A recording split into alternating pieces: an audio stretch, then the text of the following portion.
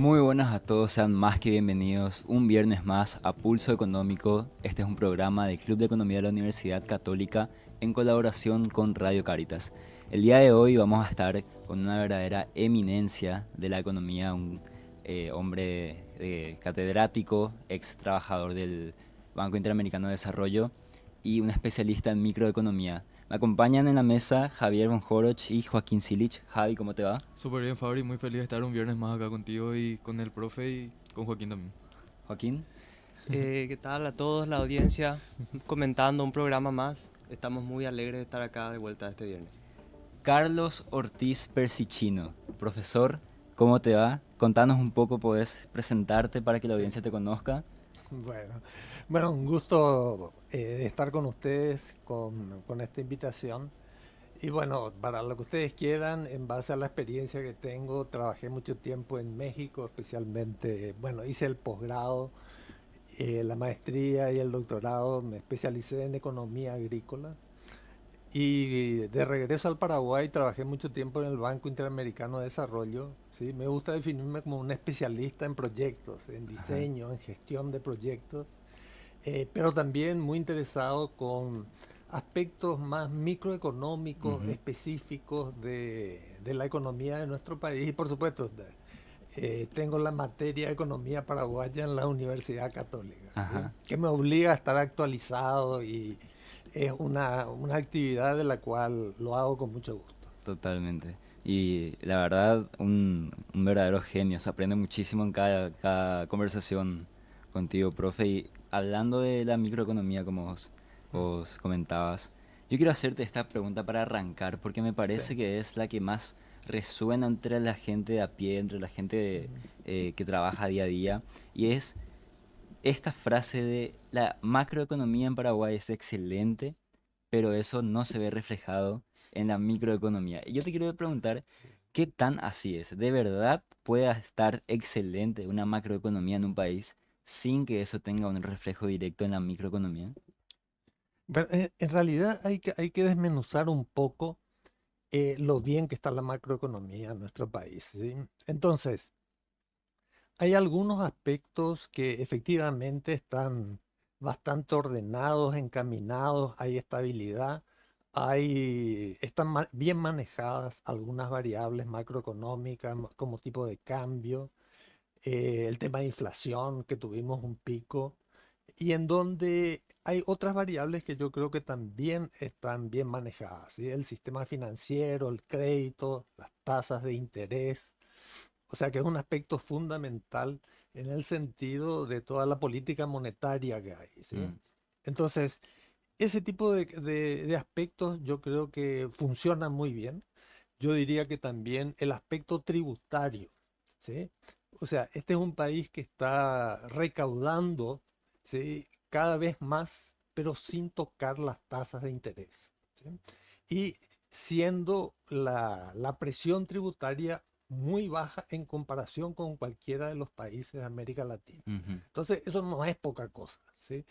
Que esté, digamos, que haya un ordenamiento y una estabilidad en esas variables, yo creo que es correcto hablar que en esos aspectos la macroeconomía está bien. Ujú. Hay algunos aspectos que son más, que requieren un poco más de análisis, a lo mejor en otro momento lo podemos hacer, pero hay que destacar que cuando nosotros decimos que la parte tributaria, ¿sí? Está funcionando bien, o sea, la recaudación, no es lo mismo con el gasto, ¿sí? Ujú. Inclusive, las autoridades reconocen que se gasta mal en el país, ¿sí? Y se gasta mal desde la administración central, las municipalidades. Entonces, ese es un aspecto también macro, pero que no está tan bien. Y Ujú. reconocido que se está gastando muy mal. Y uno diariamente encuentra corrupción, mal manejo, designaciones, un exceso de personal y de gastos corrientes. Entonces, por el lado del gasto también hay algunos problemas, ¿sí? Entonces, uno especificando eso de que la macroeconomía está bien, pero nos encontramos con este tipo de temas. También hay un tema con la deuda externa, ¿sí? La deuda externa es un tema que hace 20 años no tenía significación, no tenía relevancia, pero resulta ser que cada vez aumenta la deuda, que también es un proceso natural, pero justamente en los últimos años aumentó la deuda, pero se redujo la inversión proporcionalmente. Entonces, la deuda, en principio, la deuda externa se tomó para hacer inversiones, que era un razonamiento, era una política totalmente correcta. Pero en los últimos años, ¿qué pasó? Siguió aumentando la deuda y la inversión proporcionalmente fue creciendo. Sí. Entonces, ese es otro aspecto también de macroeconomía que hay que tener en cuenta para no tampoco generalizar demasiado. Y yo digo que hay un último aspecto que es el mercado laboral, Uh, en donde resulta ser que ahí sí tenemos muchos problemas. ¿Qué pasa? Tenemos que en el mercado laboral, bueno, hay varios estudios, pero 60-70% están en la informalidad. Entonces, resulta ser que la gente que está en la informalidad, en promedio, ¿sí?, gana la mitad de la gente que está en la formalidad. La parte del ingreso es la mitad. ¿Sí? Hay varios estudios que demuestran que en la informalidad, de promedio, porque es cierto que hay algunos que están en la informalidad que ganan mucho, pero en promedio, los que están en la informalidad ganan la mitad y ganan la mitad porque la productividad que tienen es muy baja y por lo tanto los salarios o los microempresarios que están trabajando en la informalidad, ¿sí?, tienen ingresos bajos. mm, Entonces, si los salarios bajos de una proporción muy grande de la población, si los microempresarios que están en la informalidad tienen ingresos bajos, entonces resulta ser que eso es lo que explica que en los bolsillos haya problemas. claro. Entonces, hay algunos aspectos de la macroeconomía que, como dijimos, funcionan bien, Ajá. muy bien. Ese es un activo, es un patrimonio del país que no es poca cosa, que tiene mucho valor. Pero a partir de ahí empezamos a encontrar que hay algunas cuestiones que no están del todo bien, para hablar en términos genéricos, Mm, ¿sí? Y por otro lado, algunos que están seriamente con problemas. Y ujú, esos problemas se traducen en el bolsillo de la gente. ujú. Entonces, ese hilo es que me parece que hay que seguir en el razonamiento, ¿sí? Sí. ¿De dónde partimos elementos específicos intermedios y el mercado laboral, especialmente en la informalidad y los microempresarios que están en la informalidad? ¿Sí? Sí. Yo creo que ahí está el problema en el bolsillo de la gente. Y lo que siente la gente, ¿sí?, no es solamente una percepción, sino que efectivamente tiene menos ingresos. ¿Sí? Claro. Escuchábamos cuando este gobierno actual empezaba el cuidado del bolsillo de la gente, que Ujú, iba a ser uno de los ejes que iban a seguir. Y creo que diste en la tecla al decir esa palabra, bolsillo, porque es lo que le lleva a la gente después ujú. a escuchar noticias importantes referentes a la macroeconomía y tal vez descreer de las noticias. Por ejemplo, cuando el dato de inflación sale, casi siempre uno puede entrar a las redes sociales y ver que hay gente cuestionando la credibilidad de los datos, por ejemplo, Ujú, o en otros casos diciendo, ¿y eso a mí en qué me afecta o qué me importa a mí? claro. Cuando se dio por parte de Moody's el grado de inversión a Paraguay, la mayoría de la gente, obviamente no tienen por qué saber de estos temas, ¿verdad? Ujú. Decían, ¿y eso en qué va a afectarme a mí? O sea, la gente obviamente ve por su propio bolsillo, ve por sus vidas. Y hablando del mercado laboral, ¿cuáles son los pasos que debe tomar el Paraguay para modernizar el mercado laboral? Porque es cierto, hay muchísimas deficiencias desde el punto de vista del ingreso, Ujú. pasando por la calidad del trabajo o la productividad del trabajo. Es un cúmulo de cosas que no están siendo bien utilizadas o bien aprovechadas. Entonces, ¿cómo inicia ese proceso de poner en regla el mercado laboral? Sí, o sea, justamente nosotros partimos de la base en donde la productividad es baja del trabajo en algunos sectores, ¿sí? Nosotros tenemos como una dualidad en nuestro país. Hay sectores de muy alta productividad que tienen buenos ingresos, que tienen buenos salarios inclusive, pero hay justamente otra parte que tiene mucho que ver con la informalidad. Entonces, se habla mucho de que hay que formalizar a la gente, pero Ujú, muchas veces esa, que si bien obviamente es positivo que se formalice, pero siendo la base un problema de productividad, la gente no se va a formalizar mientras no mejore la productividad. ujú, Entonces, hay una cuestión que tiene que ver también con lo que estamos hablando, es con la creación de empleo y en la creación de empleo de calidad, mm, ¿sí? Entonces, ¿cómo podemos superar? Y bueno, una cuestión fundamental es por el lado de la inversión, ¿sí? Que haya inversiones y en donde es difícil explicar sin estadísticas, pero está demostrado que también en la medida que las empresas son más grandes, los salarios son mejores, ¿sí? ujú, Entonces, eso es una cuestión estadísticamente comprobada. De manera que tenemos que apuntar a desarrollar de parte del capital nacional efectivamente inversiones grandes mm, que sean eficientes, que hagan una buena combinación de factores productivos y que generen salarios, ¿sí? A partir de alta productividad. Y también eso tiene que ver con el capital extranjero, ¿sí? uh, O sea, es importante, ¿sí? Yo creo que es importante la microempresa porque es un área de aprendizaje, digamos, de cómo gestionar un negocio, pero donde realmente se crean empleos de calidad y en cantidad significativa, ¿sí? Es en empresas medianas, grandes para arriba, ¿sí? Entonces, a mí me parece que hay también otros aspectos positivos en términos de la política económica, es favorecer el capital extranjero, las radicaciones de capitales que en nuestro país no fue efectivamente un lugar muy importante de atracción, ¿sí? De capitales. Entonces, me parece que hay que seguir con esa política, atraer capitales y efectivamente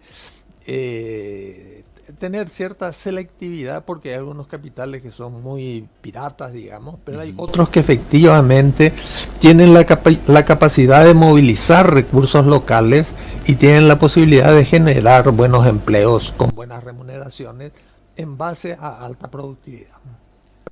Y, profe, ¿cómo consideras que este grado de inversión puede ayudar a conseguir esos capitales extranjeros que estabas mencionando? Yo creo que es una señal más, ¿sí? Hay que tener en cuenta que este grado de inversión se logra después de 5 pasos más o menos, ¿sí? Se fue subiendo Sí. de categoría, ¿sí? Y resulta ser que en las 4 veces que se mejoró la calificación, no es que el capital responda así tan inmediatamente. Por eso justamente ustedes tuvieron una conferencia de gente del Banco Mundial que justamente dijo que no hay ninguna evidencia empírica que diga que el país que logra, ¿sí? Grado de inversión atrae más capitales, digamos. Ujú. Aunque hay sí evidencia empírica que si se pierde el grado de inversión, ahí sí tiene una repercusión alta. Sí. Entonces, a mí me parece que hay que verlo no como un tema aislado, que es una varita mágica, a partir de ahí van a llover, Ujú, sí, capitales, sino que muy puntualmente hay que ver algunas alternativas. Por ujú, ejemplo, justamente nosotros estuvimos analizando la alternativa, por ejemplo, de una empresa grande, 500 millones de dólares que se va a establecer en el país en base a hidrógeno verde. Entonces, esta es una empresa que va a tener un impacto gigantesco en la economía, ¿sí? También estaba otra empresa grande, famosa, digamos, de reforestación y elaboración de pasta celulosa, ¿sí? Entonces, ese tipo de empresas son las que hay que buscar, ujú. ¿sí? Entonces, a mí me parece que ese es el camino. De empresas eficientes, empresas que aprovechen algunas condiciones que ofrece el país. Y hay que tener muy en cuenta que siempre se dice que el país ofrece electricidad, digamos, ¿sí? Hay que tener en cuenta que para el año, para dentro de 10 años, el país ya va a utilizar toda la energía que le corresponde de Itaipú, de Yacyretá, ¿sí? De Acaraí, ¿sí? Imagínense, ¿sí? Dentro de 10 años solamente. O sea, dentro de 10 años ya hay que pensar a otra fuente. Entonces, esa ventaja comparativa que tiene el país de disponer de electricidad 10 años, esa es una cuestión que hay que aprovecharla, indudablemente. Pero sí que tiene un límite en 10 años. O se hace corpus, o sea, qué sé yo, hay toda una discusión sobre las alternativas que ofrece Corpus, pero en 10 años tenemos nosotros la, el problema de fuente de energía, que de hecho se va a duplicar y triplicar la transmisión que tenemos y la distribución. La transmisión más o menos mejoró con las líneas de alta tensión, pero después está la distribución de energía que sabemos que tiene muchos problemas. Sí. Profe, volviendo un poco al tema de las empresas, tengo acá a mano el informe de MIPYMES que salió el 31 de diciembre del año pasado y acá sale que las MIPYMES de micro, pequeñas y medianas empresas forman hasta el 97-98% de todas las empresas del país. ¿Podría ser una solución también apostar por las MIPYMES y capitalizarlas y ayudarlas a formalizarse? Sí, a mí me parece que yo en realidad fui gerente del área justamente de micro y pequeña empresas en el Banco Interamericano a través del fondo, el FOMIN, el Fondo Multilateral de Inversiones, que estuve casi 15 años, digamos, y le tenía mucha fe a eso, ¿sí? Pero en la realidad me demostró que hay algunas que tienen potencialidad y otras que no tienen. Entonces yo diría apostar a las que tienen potencialidad y, y ver la forma en donde se puedan transformar los que están en una actividad que no tiene potencialidad, por varias razones. Entonces, es muy importante efectivamente, yo diría, lo que pasa es que en nuestro país, ya, si entramos a medianas empresas, lo ya son en realidad pequeñas para el contexto en otros países, ¿sí? Pero si nosotros vemos efectivamente micros y pequeñas empresas, hay algunas que efectivamente se han convertido, que han logrado realmente pasar lo que se llama, digamos, ese primer periodo de una startup, o sea, una empresa que inicia. Es conocida que más de la mitad de las empresas no pasan lo que se llama el Valle de la Muerte. El Valle de la Sí. Muerte quiere decir que se arruinan más de la mitad, ¿sí? Entonces, esa es la prueba de que algunas no tienen potencialidad. Sí. Entonces, una primera señal es si es que pasaron el Valle de la Muerte, ¿sí? Ujú. Si es que lograron sobrevivir un año, que es un buen dato. A partir de ahí, hay otros elementos, porque una cosa es arrancar bien y otra cosa es, digamos, cómo sobrevivir, administrar y crecer, Claro. ¿sí? Entonces, yo sé que eso es fácil decir, pero más complicado hacerlo, ¿sí? Sí. Hablábamos de las inversiones extranjeras de capitales grandes Sí. y mira, ayer estuvimos en un evento que se llamaba Compromiso con la Prosperidad, en el que uno de los exponentes dijo una frase que se me quedó grabada en la mente y te quiero preguntar. Sí. Él decía, la inversión que existe en Paraguay Ujú. es casi totalmente paraguaya. Sí. Entonces, él decía, el problema que el Paraguay tiene a la hora de captar inversiones extranjeras Ujú. no son las condiciones macroeconómicas, no son las dificultades para acceder a créditos, no son ya cosas de ese tipo, porque esas cosas hemos superado Ujú. y estamos bien. Sí. El problema que tenemos a la hora de captar capitales, decía él, es la seguridad jurídica que existe en el país, que básicamente no existe. Entonces, a la hora de el extranjero decidir invertir o no, pesa mucho saber cómo se trabaja en el poder judicial en el país. Ujú. ¿Qué opinas de esas aseveraciones que decía este exponente? ¿Estás de acuerdo con eso? Sí, estoy de acuerdo en principio, pero me parece que habría que matizar un poco, ¿sí? Ujú. Cierto que tenemos, o sea, como no somos del área judicial, no somos abogados pasilleros, que son los que pueden hablar de algunos problemas, pero así, en una visión más general y por cierta experiencia que tuvimos, en donde efectivamente, en principio uno no sabe cómo va a salir de un tema judicial, no sabe en cuánto tiempo va a salir, ¿sí? Y que pueden haber problemas por el camino. Pero, ¿sí? Hay lo que llama la atención es que en países con mucho más riesgo, ¿sí? qué sé yo, Colombia.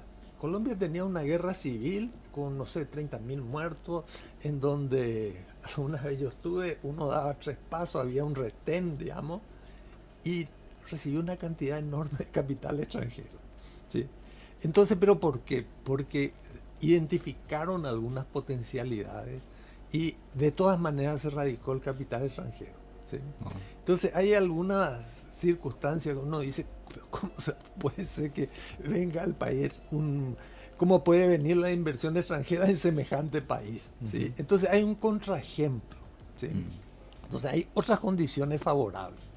Donde yo le doy mayor importancia es en realidad al tamaño del mercado. ¿Sí? Entonces, ¿cuál es una restricción? Si uno revisa todos los estudios de competitividad, ¿sí? Hay algunas cosas positivas. La falta de seguridad es un problema, pero no es solamente la falta de seguridad en la parte judicial, en la institucionalidad. ¿Sí? ¿Por qué? Porque puede haber, o sea, un inversionista lo que necesita es una regularidad de la normativa. Entonces, ¿qué pasa? No tenemos un Congreso que sea una maravilla para hablar con toda claridad, que en cualquier momento te pueden cambiar las reglas de juego, digamos. Entonces, esa a mí me preocupa más. ¿Sí? Si hablamos entonces de seguridad jurídica, no es solamente un problema de los estrados judiciales, es un problema de cómo se elaboran las leyes. ¿Sí? Que hay una dificultad que en cualquier momento te sale una ley, ¿sí?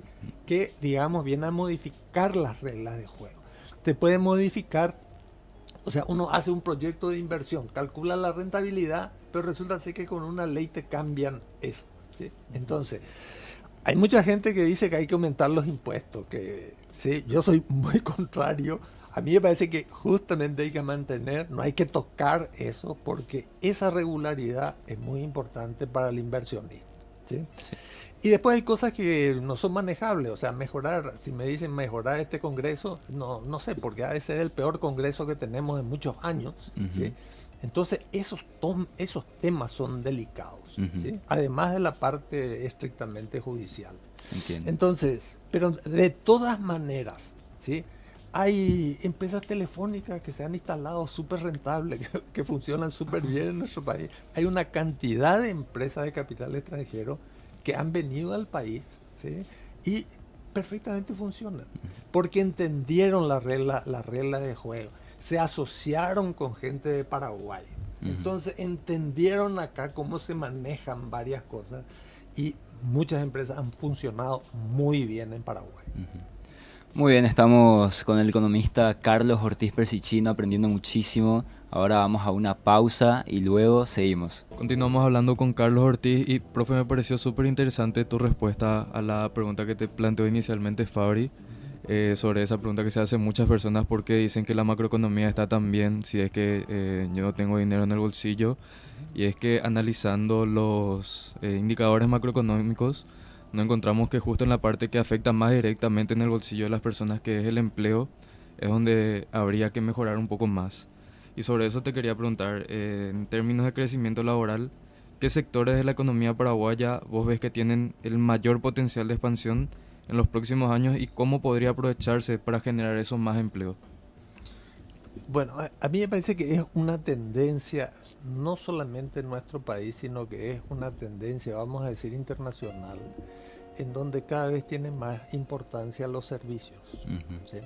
Entonces, uno no puede pensar alternativas, vamos a decir, diferentes de algunas tendencias. ¿Sí? Y en ese sentido es que me parece que habría que apuntar justamente en esa área que tiene potencialidades, a mí me parece, y en donde ahí también tenemos algunos servicios muy eficientes, muy productivos, bien remunerados, y algunos servicios que son muy deficientes, ¿sí? Mal remunerados, y es justamente por qué la gente dice que la macroeconomía, digamos, supuestamente anda bien, pero él está mal. Pero está justamente en un sector en donde de baja productividad, de bajos ingresos. ¿Sí? A mí me parece que ese es el circuito y el sector en donde de hecho se va a desarrollar. Por ejemplo, el área, por ejemplo, de informática. ¿Sí? Posiblemente mucha gente no sabe, pero aquí hay empresas paraguayas que han desarrollado software de exportación, que están vinculadas a las empresas grandes de software. Y les digo, o sea, mi hijo tiene una empresa donde hay 30 analistas y que ahora se vendió a una empresa grande, ¿sí? Y en donde están proveyendo, digamos, servicios de software, pero a empresas gigantescas a nivel mundial, ¿sí? Wow. Entonces, de eso hay muchos ejemplos. Son actividades en donde son de alta productividad, bien remuneradas, ¿sí? Eh, Entre paréntesis, con algunos problemas en la industria del software, sí, hay que reconocer, digamos. Pero en términos generales y comparativamente, como eso, tiene muchas posibilidades. Otra, por ejemplo, los famosos, los call centers, digamos, de atención de servicios, ¿sí? Acá tenemos unos call centers súper eficientes. Uno entra en alguno de los call, alguna vez visité, hay 50 personas trabajando, digamos, ¿sí? Entonces, y tienen una remuneración en base a productividad, tiempo, toda una cuestión, pero está lleno de jóvenes, digamos, Sí. ¿sí? En donde pueden estudiar, pueden trabajar y, ¿cómo se llama? Por ejemplo, ese tipo de cosas tienen mucha potencialidad. Y después hay algunos vinculados a servicios financieros, ¿sí? En donde también se ha desarrollado empresas que hacen actividades complementarias a las entidades financieras, a bancos financieras, compañías de seguros, compañías en donde hay toda una serie de productos que todavía son muy simples, pero en el sector financiero hay productos derivados que tienen mucho más complejidad y que también ofrecen muchas posibilidades, ¿sí? Ujú. Entonces yo diría, apostar al sector servicios es donde vamos a tener algunas posibilidades y después hay otras empresas grandes que vimos que están en el área de reforestación. El país tiene superficies muy importantes para reforestar, ¿sí? Que no compiten ni con la agricultura ni con la ganadería, ¿sí? Nuestro país no es que el 100% son tierras buenas, no es así. Esa es una mitología que hay, que este país, todas las tierras son de alta, no es así. Entonces hay algunas tierras que son muy fértiles, efectivamente, no son las mejores, no tenemos inclusive tierras como la pampa húmeda, como las tierras de Ucrania, sí, ni el cordón cerealero de los Estados Unidos, pero tenemos buenas tierras en una parte, medianas tierras y tierras que pueden ser, entre comillas, malas, pero muy buenas para reforestación. Ah, mira. Entonces, hay una empresa grande que identificó esto, a mí me llamó la atención, se ubicó en Concepción, donde no hay reforestación, ¿sí? Y entonces se establece porque identifica una superficie muy grande para reforestar, ¿sí? Y hacer pasta celulosa. Y también otros 500 millones de dólares, ¿sí? Wow. Me pareció interesante tu respuesta, profe, porque justamente ayer en el congreso que estaba mencionando Fabri, nos comentaba uno de los disertantes que las empresas extranjeras que quieran venir a invertir acá en Paraguay van a necesitar de unas buenas pymes que ofrezcan estos servicios. Y vemos que muchas de ellas, como mencionó Silich, están en la informalidad. Y ¿Qué incentivo se puede dar a estas pymes o MIPYMES para que se formalicen y ofrezcan mejores servicios a estas empresas extranjeras que quieran venir a invertir acá? bueno, a mí me parece plantearse una condición súper importante, porque muchas veces se plantea el tema de la microempresa, de la pequeña empresa, como el pequeño puesto que está en alguna parte vendiendo algo, digamos, Sí. ¿sí? En realidad, en el mundo existe mucha micro y mucha pequeña empresa, pero justamente lo que decía, vinculada y prestando servicios a empresas medianas y grandes, Sí. ¿sí? Entonces, a mí me parece que ese es un camino muy, muy importante y en donde efectivamente esas que tienen, digamos, posibilidades de desarrollo en la medida que tienen un mercado que es un mercado interno, digamos, porque es prestarle servicio a otra empresa, no al consumidor final. Entonces, a mí me parece que ese es un camino muy importante y es una alternativa, digamos, de mejoría de determinado sector de micro y pequeña empresa que puede prestar esos servicios. Profe, acotando un poquitito con datos, según el mismo informe de MIPYMES, en las microempresas el 41% se dedica a los servicios, las pequeñas el 24% y las medianas el 20%. O sea, se ve una tendencia al desarrollo del mercado de servicios en las MIPYMES. Clarísimamente, ¿sí? Eso es en el mundo y se da en Paraguay, Ujú. tal cual. Un sector que yo creo podemos ver como factor común de desarrollo en la mayoría de las economías desarrolladas del mundo, que cuando empezaron su proceso de establecimiento ya como una economía Mm. desarrollada, fue el turismo. Está correcto. Y el turismo en el Paraguay sabemos que es un área que tiene todo por hacer prácticamente Ujú. y tiene un potencial, yo creo, muy bueno que no está siendo explotado. Entonces, tu perspectiva sobre este ámbito del turismo en el Paraguay, ¿cuáles son? Bueno, yo acabo de venir porque se inauguró a las 11, se inauguró la FITPAR, que es la Feria Internacional del Turismo, que es el evento, vamos a decir, de promoción del turismo más grande que hay en Paraguay, ¿sí? Entonces, uno visita la feria y se da cuenta que ahí están todos los elementos. Está primero porque el turismo puede ser turismo interno.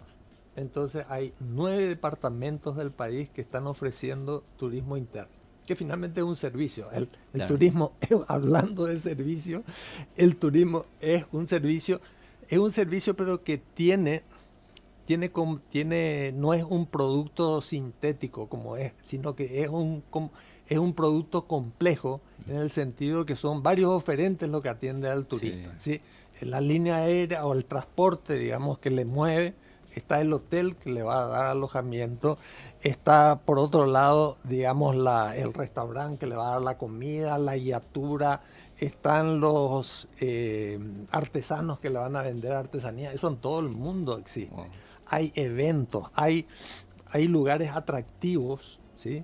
Pero justamente el turismo tiene esa característica, se basa en un atractivo, pero ese atractivo tiene que tener servicios para convertirse en un producto turístico, ¿sí? Ujú. El producto turístico no es el atractivo en sí, sino es el atractivo más los servicios que hay que darle al turista y eso se convierte en un producto o un destino turístico como se suele hablar, ¿sí? Justamente, profe, como sabemos que el turismo es una fuente de ingreso muy importante para varios países, hay países del mundo que subsisten solamente a base del turismo, Sí. y que nuestro país no es una fuente muy popular de turismo a nivel internacional. ¿Vos crees que el Paraguay se encuentra preparado para recibir turismo masivo?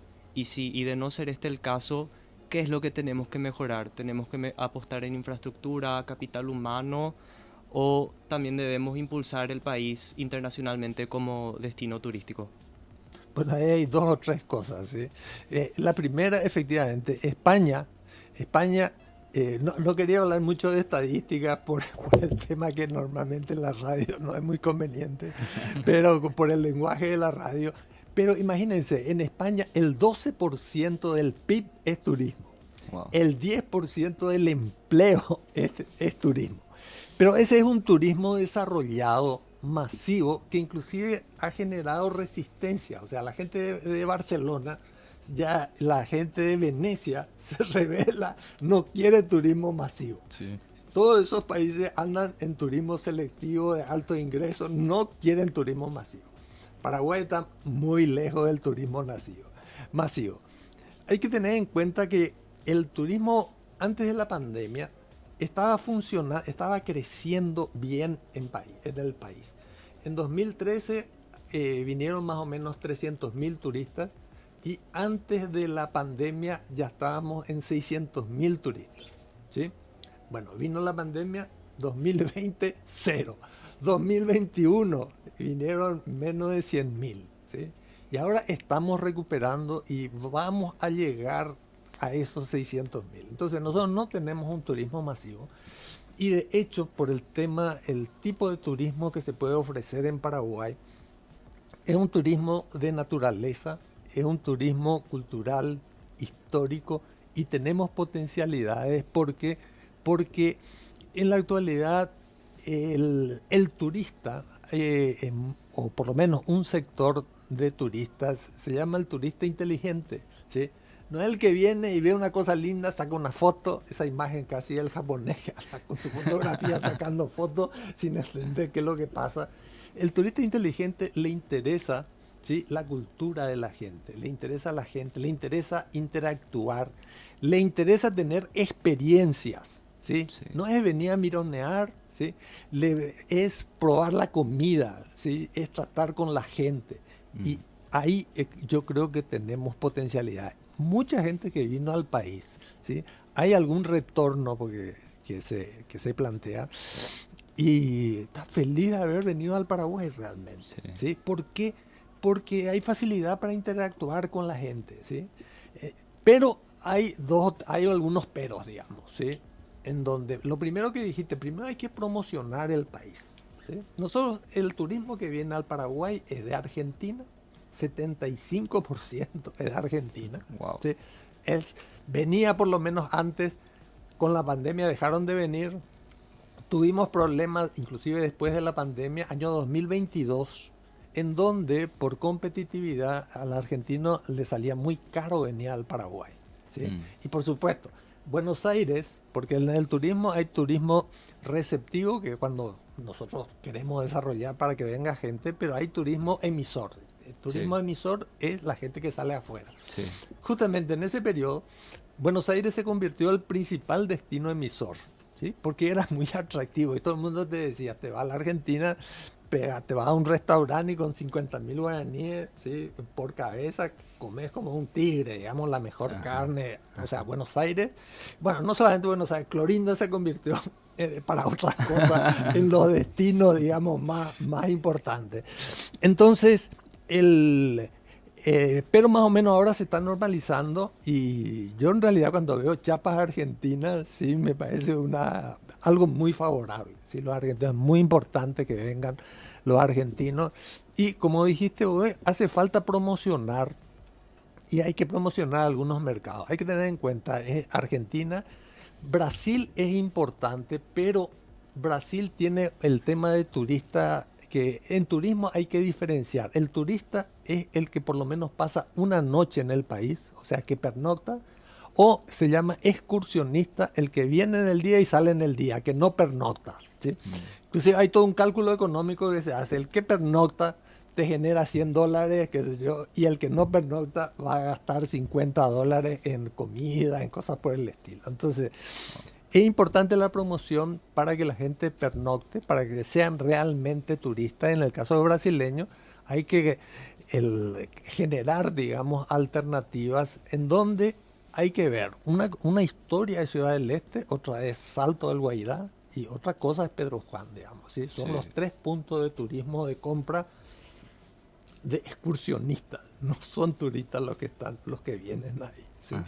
Entonces hay que convertirlos en turistas. Y para eso efectivamente, en el caso de Salto, en este momento hay, bueno, el programa que nosotros tenemos de turismo, justamente acabamos de estar en Salto del Guairá, tiene todas las condiciones realmente. Súper interesante es Salto, ¿sí?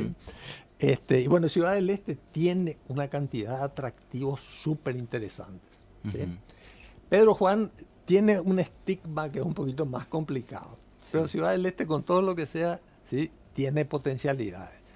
Y especialmente, como digo, este turista inteligente que existe en la actualidad, le interesa actividades como, por ejemplo, las misiones jesuíticas. Misiones jesuíticas, una experiencia. Nosotros algo vimos de paso cuando hicimos historia económica.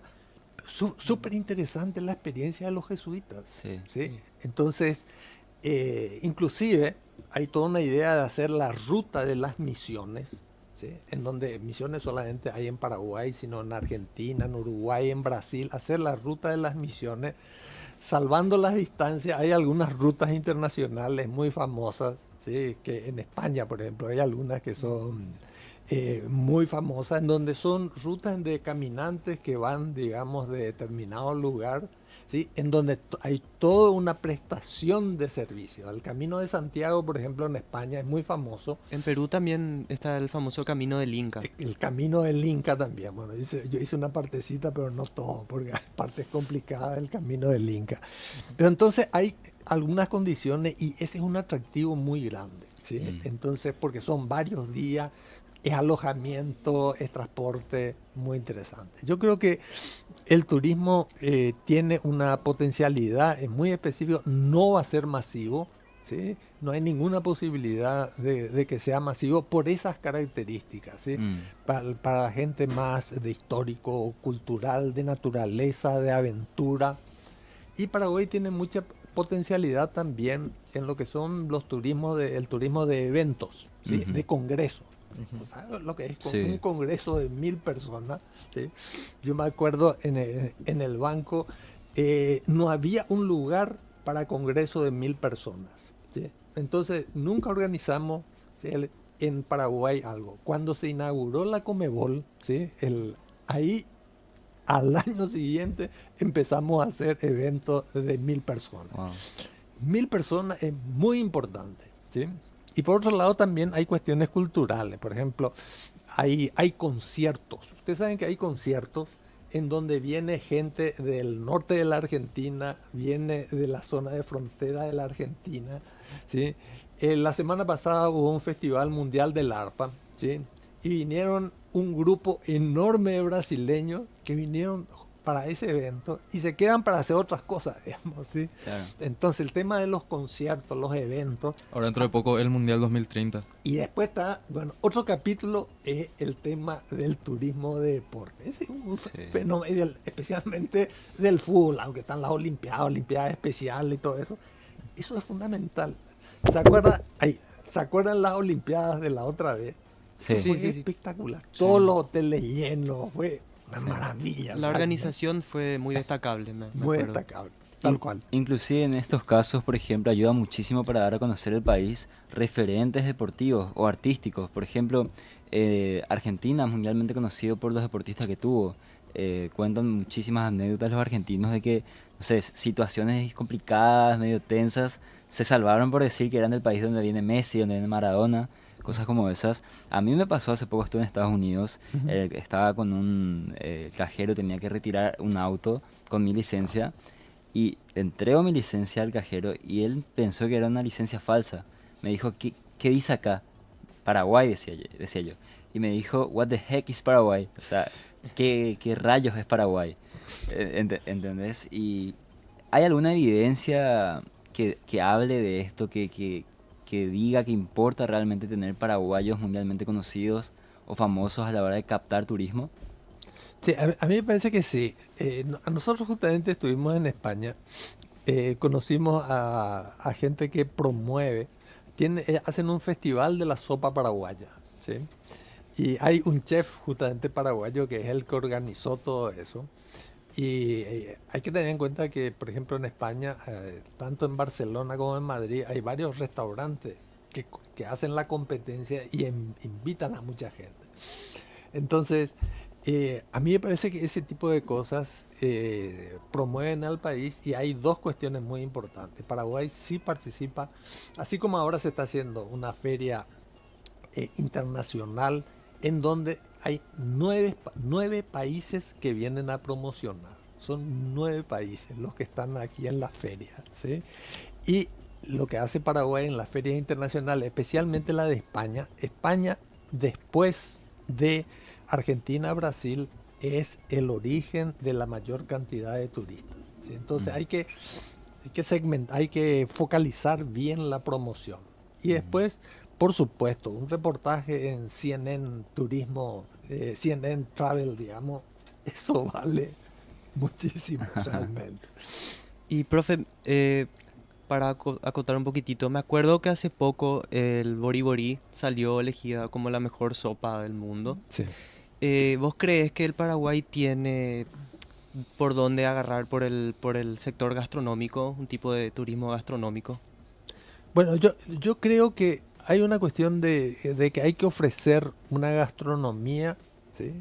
Este, específica, auténtica. Otro elemento del turista es que quiere cosas auténticas, ¿sí? Mm, Este turista inteligente no quiere cosas para turistas, entre comillas, ajá, quiere Ujú. cosas auténticas. Entonces hay un tema de danza, de comida, ¿sí? Y en donde, si bien hay cosas auténticas, hay cosas que se han han tenido cierto desarrollo, ¿sí? Por varias cuestiones que es normal. Sin perder lo auténtico, a mí me parece que sí, efectivamente, vale la pena desarrollar aspectos de gastronomía, aunque me parece que siempre va a ser algo complementario a otras cosas, ¿sí? Sería difícil, o sea, prácticamente en América Latina hay dos países que tienen algo se podría considerar como destino gastronómico, son Perú y México, Mm. ¿sí? Tienen una cocina, pero bueno, yo viví 15 años en México, conozco muy bien. En Perú también estuve varias veces. Entonces, esos son destinos gastronómicos, Mm. ¿sí? Y ahí Eh, tenemos chance con el asado nosotros. por eso, tiene que ser parte de varias cosas, Mm. ¿sí? Entonces, me parece que ahí la gastronomía específica, que también hay que tener en cuenta que también, así como en México y en Perú, hay comidas regionales. Uno dice comida mexicana. En realidad no existe la comida mexicana.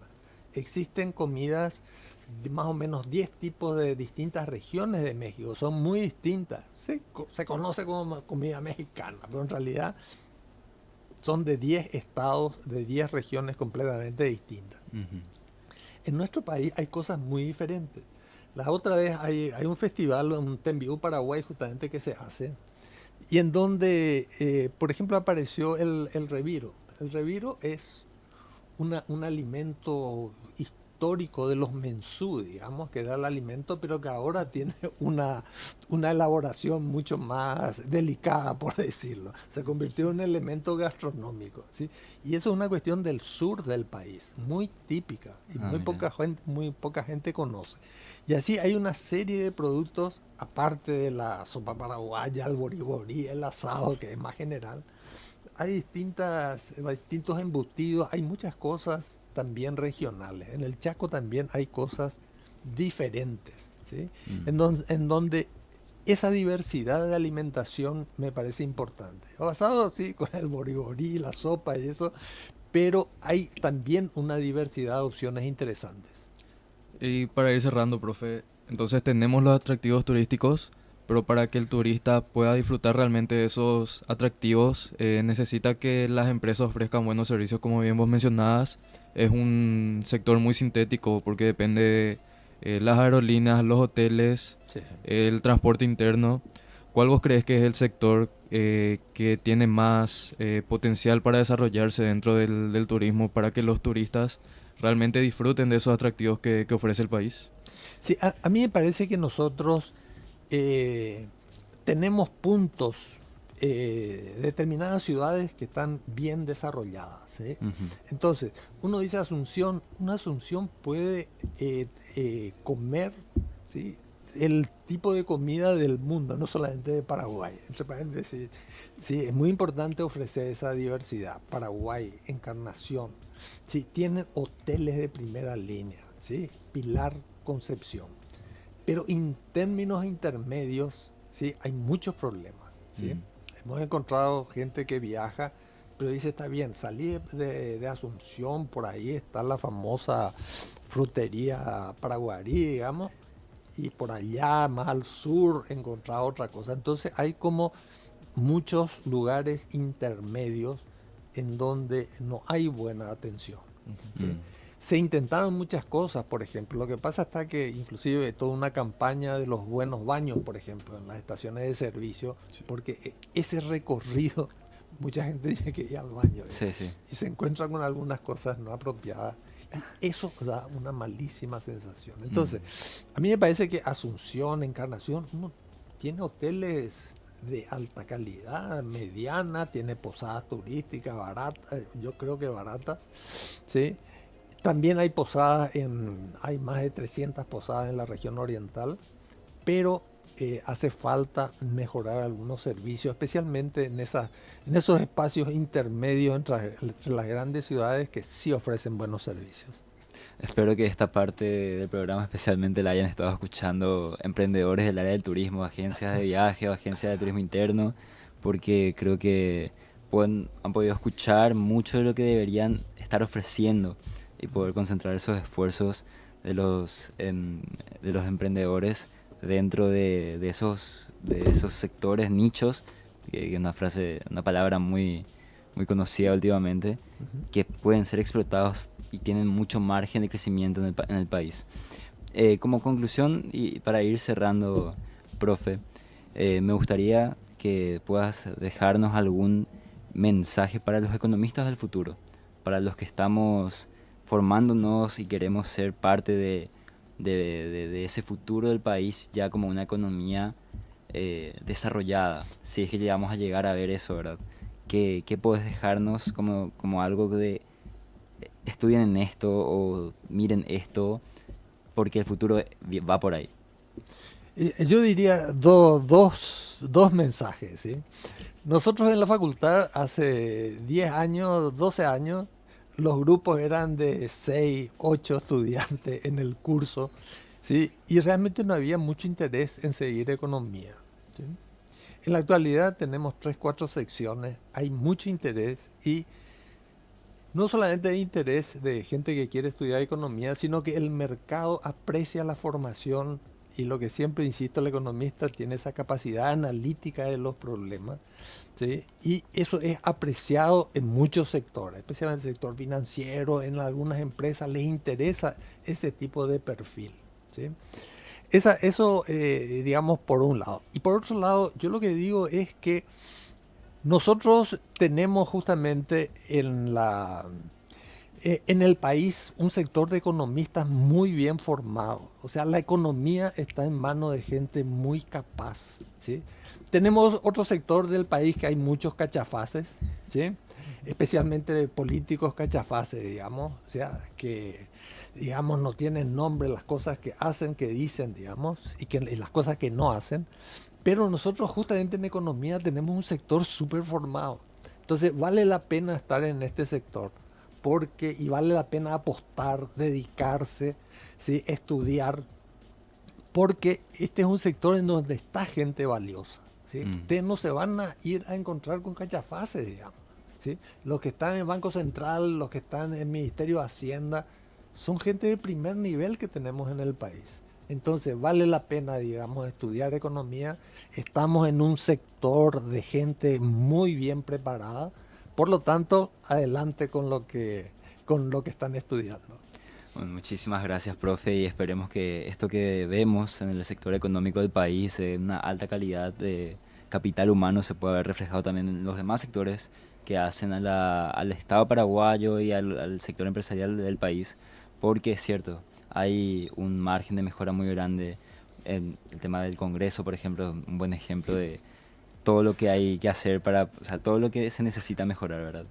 Así que muchísimas gracias por tu tiempo, muchísimas gracias por responder a todas las preguntas. Y para ir cerrando, Javi, si puedes despedirte, y Joaquín, vos también.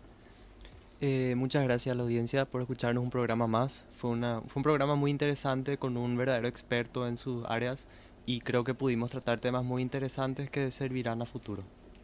Muchas gracias, profe. Realmente una charla súper interesante. Hablamos de varios temas y de esta forma ya vamos cerrando y nos vemos el próximo viernes.